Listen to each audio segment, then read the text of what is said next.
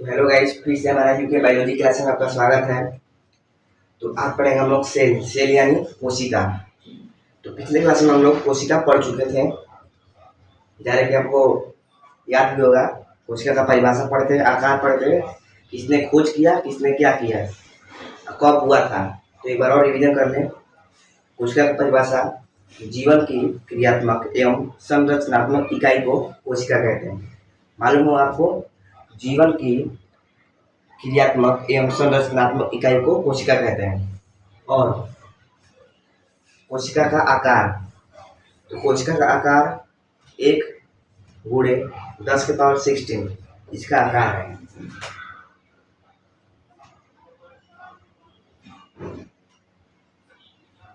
कोशिका का आकार है, इसका आकार है कोशिका का आकार। और किसने किया? तो रॉबर्ट हुक ने 1665 ईस्वी में इसका खोज किए। किसका किए? तो कोशिका का। 1665 ईस्वी में रॉबर्ट हुक ने इसका खोज किए थे। और किस पे किए थे? तो पादप की मृत कोशिका पे, पादप की मृत कोशिका पे इस कोशिका का खोज किए थे। तो जैसे से याद होगा, आपको याद हो गया होगा। तो आज पढ़ेंगे हम लोग कोशिका का प्रकार। कोशिका का प्रकार। तो कोशिका दो प्रकार के होते हैं। कोशिका दो प्रकार के होते हैं। कौन कौन? जंतु कोशिका, पादप कोशिका। जंतु कोशिका यानी एनिमल सेल, पादप कोशिका यानी प्लांट सेल। लिख लीजिए। आपको कोशिका दो प्रकार की होती है, नोट कर लीजिए। कोशिका दो प्रकार की होती है।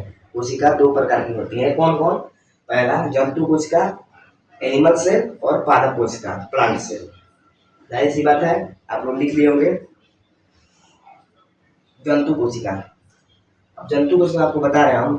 देखिए, लिखने से कोई भी चीज आप आपको लिखवा देंगे तो छपवा देंगे, कुछ आपको याद ही नहीं होगा। उसको समझ के चलेंगे तो समझ के चलिएगा आराम से। जब लिखने की टेंशन मत लीजिएगा, जब पहले आपको समझ लेंगे तो समझ में आएगा।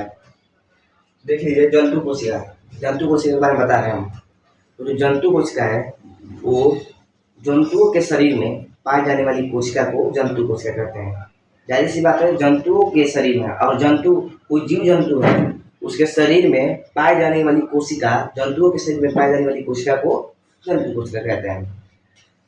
और जंतु कोशिका किस किस चीज से बना होता है? तो यह हिस्टोन प्रोटीन से बना होता है। यह हिस्टोन प्रोटीन से बना होता है। यह प्रोटीन और लिपिड से मिलकर बना होता है। हिस्टोन प्रोटीन लिपिड से मिलकर बना होता है। समझ में आ गया होगा? हिस्टोन प्रोटीन लिपिड से मिलकर बना होता है।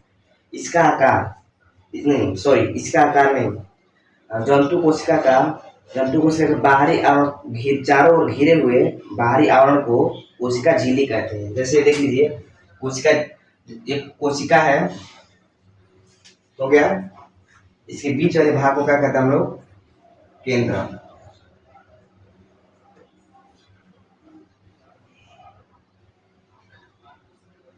देखिए, ये बीच वाले भाग को इसको क्या कहते हैं? केंद्र। क्या कहता है? केंद्र। बीच वाले भाग को केंद्र कहते हैं। ये हमारा कोशिका।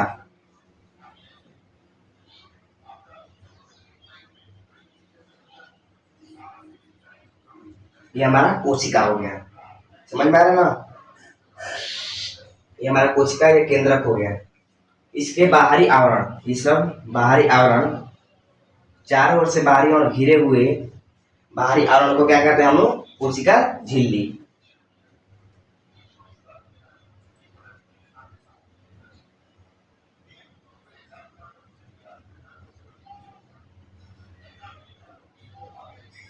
इसके बाहरी आवरण को, इसके चारों ओर बाहरी आवरण घिरे हुए कोशिका झिल्ली कहते हैं। समझ में आ गया ना आपको? कोशिका झिल्ली जंतु कोशिका किसे कहते हैं? समझ में आ गया ना? एक बार और आपको समझा देते हैं। जंतुओं के शरीर में पाई जाने वाली कोशिका को जंतु कोशिका कहते हैं। जाहिर सी बात है, और यह हिस्टोन प्रोटीन लिपिड से मिलकर बना होता है। समझ में आ गया? और यह इसके बाहरी आवरण के घिरे हुए, चारों बाहरी आवरण घिरे हुए कोशिका झिल्ली कहते हैं इसको। यह हो गया हमारा केंद्र। इसके मध्य वाले भाग को क्या कहते हैं? केंद्र। मध्य वाले भाग को केंद्र कहते हैं। समझ में आ गया? अब लिखिए, अब इसका जंतु कोशिका का डिफिनेशन लिखिए। लिखिए,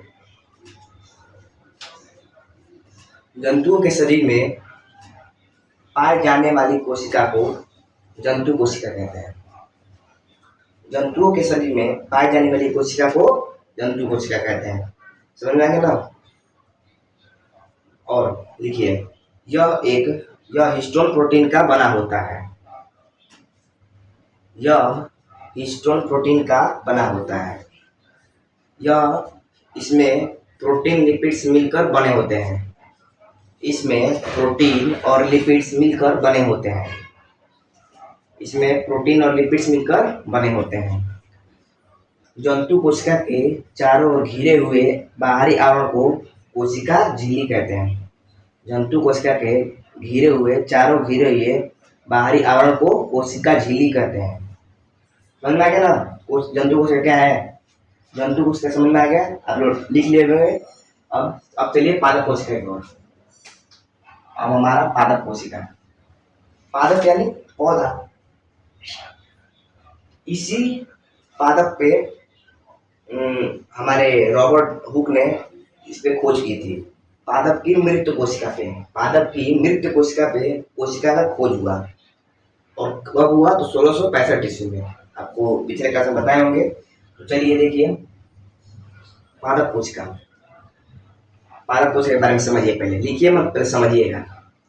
देखिए, पौधों के शरीर में पाई जाने वाली कोशिका को पादप कोशिका कहते हैं। जाहिर सी बात है, पौधों के शरीर में पाई जाने वाली कोशिका को पादप कोशिका है। समझ में आ गया ना। पौधों के शरीर में पाई जाने वाली कोशिका को पादप कोशिका कहते हैं। और इसके बाहरी आवरण को घिरे हुए को इसको क्या कहते हैं, कोशिका भित्ति कहते हैं। जैसे कोशिका झिल्ली किसी को कहते हैं, तो जंतु कोशिका के बाहरी आवरण चारों घिरे हुए बाहरी आवरण को कोशिका झिल्ली कहते हैं। वैसे ही इसके पादप कोशिका के बाहरी आवरण को कोशिका भित्ति कहते हैं। कोशिका भित्ति कहते हैं। समझ गया ना। कोशिका भित्ति कहते हैं। यह सेल्यूलोज शुगर का बना होता है। यह किस चीज से बना होता है, सेल्यूलोज शुगर। समझ में आ गया होगा, सेल्यूलोज शुगर का यह बना होता है। तो पादप कोशिका में देखिए, पादप कोशिका में लिखिए कि पौधों के शरीर में पाई जाने वाली कोशिका को पादप कोशिका कहते हैं। देखिए, पादप कोशिका में पौधों के शरीर में पाई जाने वाली कोशिका को पादप कोशिका। देखिए, पौधों के शरीर में पाई जाने वाली कोशिका को पादप कोशिका कहते हैं। यह सेल्यूलोज शुगर का बना होता है। देख लीजिए, लिखा है सेल्यूलोज शुगर। यह सेल्यूलोज शुगर का बना होता है। यह सेल्यूलोज शुगर का बना होता है। पादप कोशिका के चारों ओर घिरे हुए बाहरी आवरण को कोशिका भित्ति कहते हैं। देख लीजिए, पादप कोशिका के चारों ओर घिरे हुए बाहरी आवरण को कोशिका भित्ति कहते हैं। लिख लीजिए, कोशिका भित्ति, कोशिका भित्ति कहते हैं। तो पादप कोशिका आपको समझ में आ गया होगा। पादप किसे कहते हैं, पादप कोशिका का सब समझ में आ गया होगा। तो कल का क्लास में हम लोग पढ़ेंगे कोशिकांग। कल की क्लास में पढ़ेंगे कोशिकांग। हेडिंग दे दीजिए कोशिकांग। कल क्लास में पढ़ेंगे। तो जो भी हम लोग का मेरा समझ नहीं आएगा तो आप लोग कमेंट में जरूर बताइएगा। और ये सब जो भी आपको समझ में कमेंट बताइएगा। और लाइक एंड सब्सक्राइब जरूर कीजिएगा दोस्तों। और शेयर करना ना भूलिएगा। और जो भी मेरा समझ में नहीं आता है उसको कमेंट में जरूर बताइएगा, हम उसको सॉल्व करेंगे। देखिए, ये सब हम पढ़ लिए हैं। तो अब कल क्लास में पढ़ेंगे हम कोशिकांग। धन्यवाद।